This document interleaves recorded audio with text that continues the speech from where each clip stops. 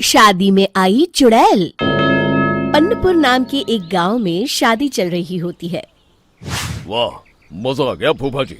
शादी में क्या खाना बना है, बाराती तो उंगलियां चाटते रह जाएंगे। हाँ, तुमने सही कहा, पनीर की सब्जी का तो कोई जवाब ही नहीं। दूसरी तरफ पंडित जी फेरों की तैयारी कर रहे होते हैं कि तभी वहाँ एक चुड़ैल आ जाती है। अरे मर गया रे, ये चुड़ैल यहाँ क्या कर रही है? अरे दिवाकर जी, ये आपकी कौन सी रिश्तेदार है? अरे मुझे क्या पता, क्या भाग्यवान, कहीं ये तुम्हारे मायके से तो नहीं आई है।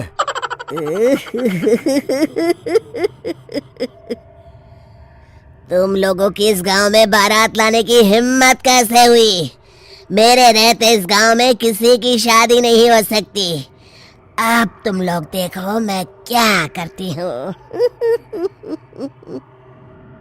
अरे मर गया रे, मैंने सुना है ये जबान की पक्की है। भागो रे भागो, वरना ये चुड़ैल किसी को नहीं छोड़ेगी।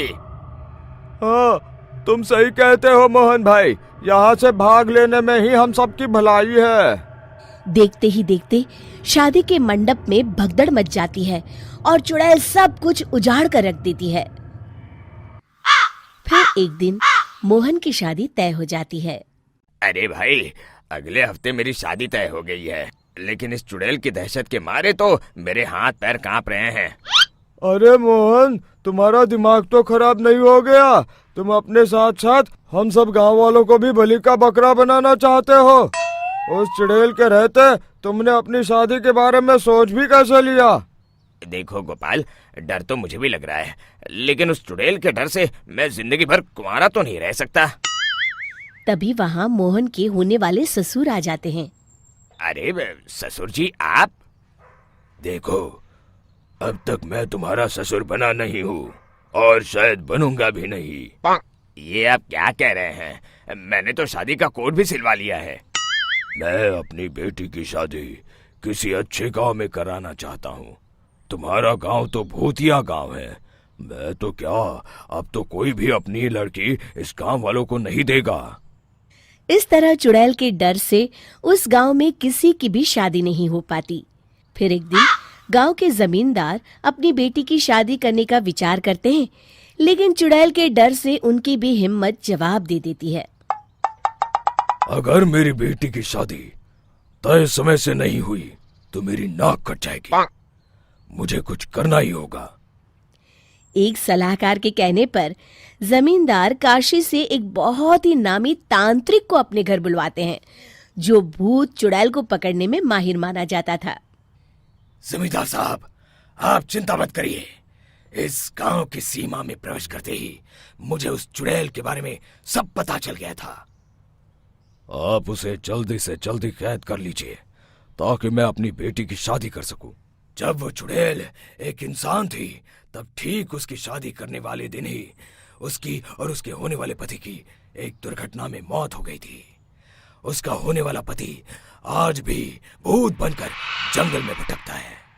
इसलिए जब तक चुड़ैल की शादी नहीं हो जाएगी, वो किसी और की भी शादी नहीं होने देगी। ये आप क्या कह रहे हैं? अगर वो भूत भी हमारे गांव में आ गया तब हमारा क्या होगा? ये आदमी बीच में बहुत बोलता है, इसे बाहर निकालो। उसके बाद तांत्रिक बताते हैं कि अगर उस भूत के साथ चुड़ैल की शादी करा दी जाए तो वो चुड़ैल हमेशा हमेशा के लिए उस गांव को छोड़कर चली जाएगी। जमींदार साहब, आप अपनी बेटी की शादी की तैयारी शुरू कर दीजिए। मैं कुछ गांव वालों को अपने साथ लेकर उस भूत को ढूंढने जंगल की ओर जाता हूँ। इस तरह जमींदार निश्चित होकर अपनी बेटी की शादी करवाने लगते हैं, लेकिन तभी वहाँ चुड़ैल आ जाती है। मैंने तुम गांव वालों को समझाया था ना कि इस गांव में कभी कोई शादी नहीं करेगा। लगता है तुम लोग मुझे हल्के में ले रहे हो। चुड़ैल जमींदार की बेटी को उठा लेती है।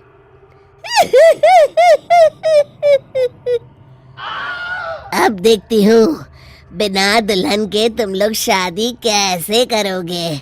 मैं इसे अपने साथ ले जा रही हूँ। छोड़ मुझे, पिताजी, मुझे बचाइए। अरे कोई मेरी बेटी को बचाओ।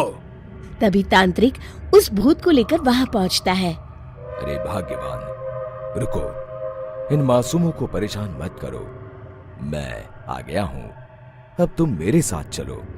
चुड़ैल बहुत खुश हो जाती है। आप आ गए, चलिए अब हम मंदिर में चलकर शादी कर लेते हैं। अरे अरे अरे अरे, ये क्या कह रही हो? मंदिर में जाके दोबारा मरना है क्या? चलो, आज से हम जंगल में रहेंगे। चुड़ैल चली गई, अब मेरी शादी हो जाएगी। इस तरह सभी गांव वाले खुशी से झूमने लगते हैं।